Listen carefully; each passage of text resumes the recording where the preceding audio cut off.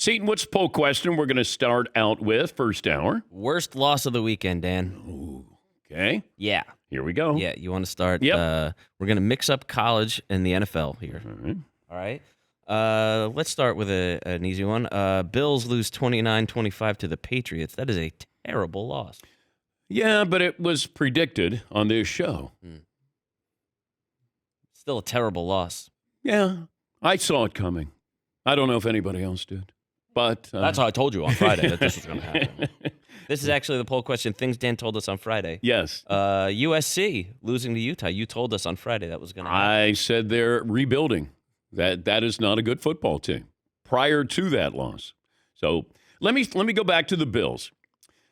I know they've lost defensive players, defensive starters, really good defensive players. But offensively, that's where the offense has to pick up the slack. You're playing New England. You should be able to beat New England. You're 8.5-point favorites. Granted, it's on the road.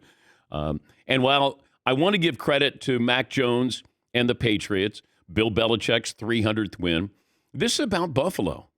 Because now we're kind of getting into that area of, who's real? Is Buffalo real? Is Miami real? We look at the AFC East and we go, oh, my gosh, there's going to be 3 teams that will be playoff worthy there. And that's including the Jets, but that was before Rodgers got hurt. They're probably still better than the Patriots, but then I don't know how good Buffalo is. And I'm going to base a little bit of this on that defense is not fully assembled, but offensively, this is where Josh Allen, be a great quarterback.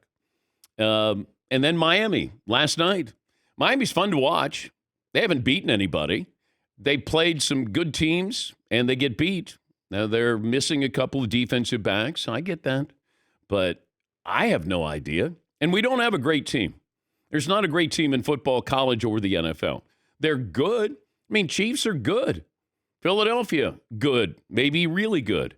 What if the Niners lose to the Vikings tonight? I don't know. Throw it out there. This is when Kirk Cousins is Kirk Cousins. It's not the craziest thought. Just saying. Give me some of the other worst losses. Well, I'll give you the other NFL worst loss. Okay. Lions, 38-6 to the Ravens. Yeah, all that goodwill that was built up. Hey, Jared Goff deserves to be an MVP candidate. That's what's amazing. A Dan Campbell team, and they didn't put up a fight. Lamar Jackson looked wonderful. And that's one of those reminders. I still think that's a dark horse Super Bowl team. I really do. And that division, when the Bengals are probably considered the worst team in the division, and they're still a good team. Browns are good, although we'll talk about the Deshaun Watson situation, which is still baffling.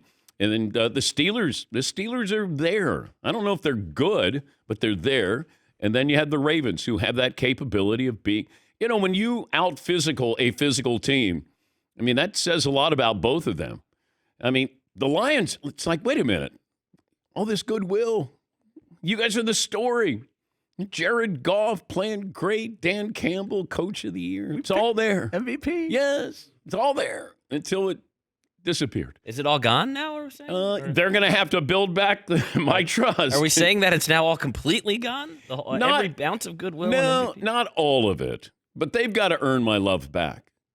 They got to take me out on some dates. This has to be, they got to romance me, some flowers, some chocolates. It's funny. Their 5-2 somehow is very different than the Ravens 5-2 today. Because the Ravens beat them to make them 5-2. Yeah, or the Dolphins 5-2. It's very different. Yes, because they haven't beaten anybody. What else? Let's see. We got, we didn't really spend much time talking USC losing to Utah. That's not great. No, it's not.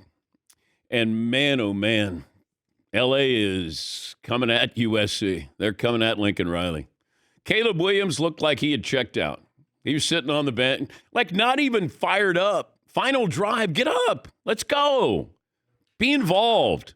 He's probably thinking, I got that Wendy's commercial I got to shoot on Monday. I got to remember my line. Oh, what happened? Oh, they kicked a field. Oh, darn it. And then they're not made available. They don't talk after the game. Like, come on. That's Usually kinda you weak. have offensive player, defensive player, coach, and the quarterback. That's your standard procedure there. Yes. Why do you think it is that he didn't let the players speak? I have no idea. I have no idea. Is it like to protect themselves from themselves? Is it to protect him from them?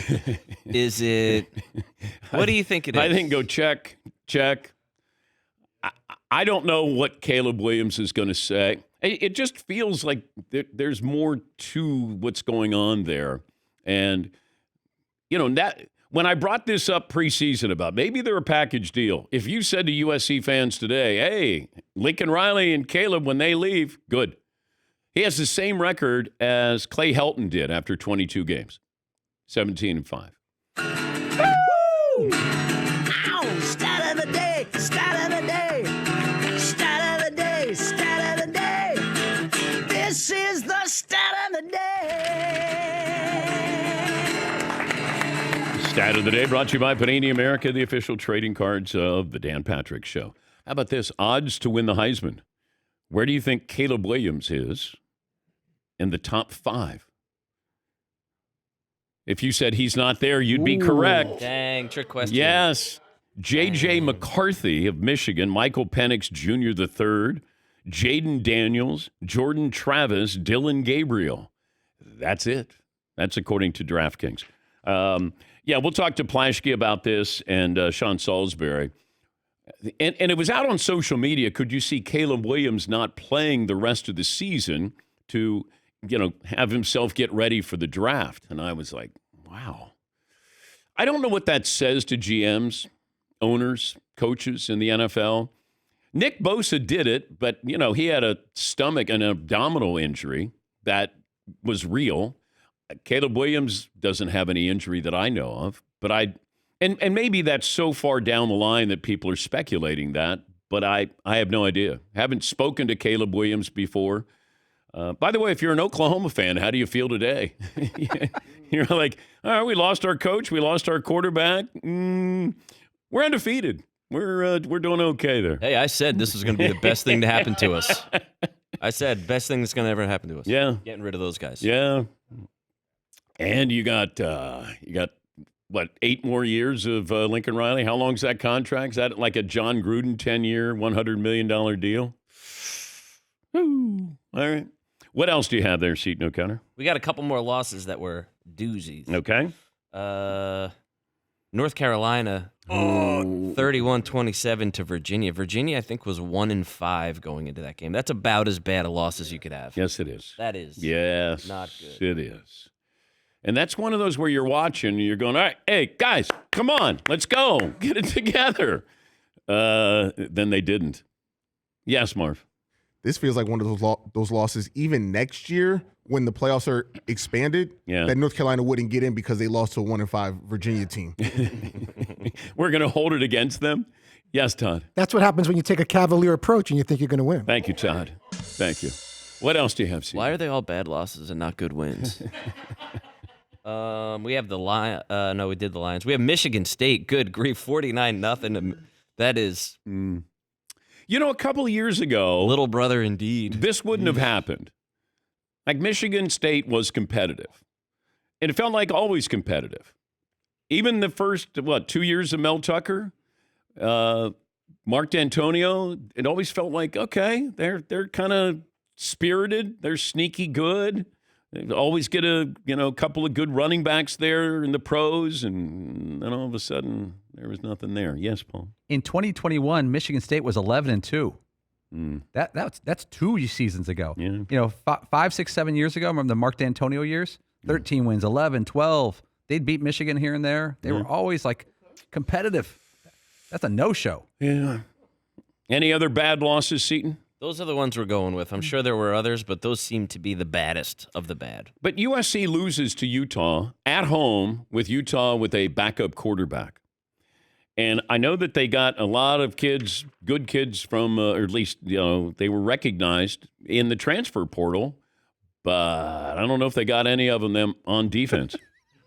Like, you're just going, where's the defense here? Let's see. Anything else that needs to be mentioned here? Ohio State over Penn State.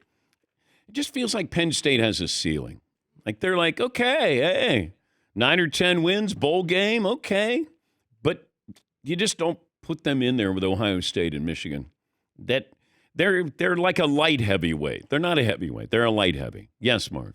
They feel like on the same level as North Carolina, where that one loss, all right. And that's saying something because it's Penn State.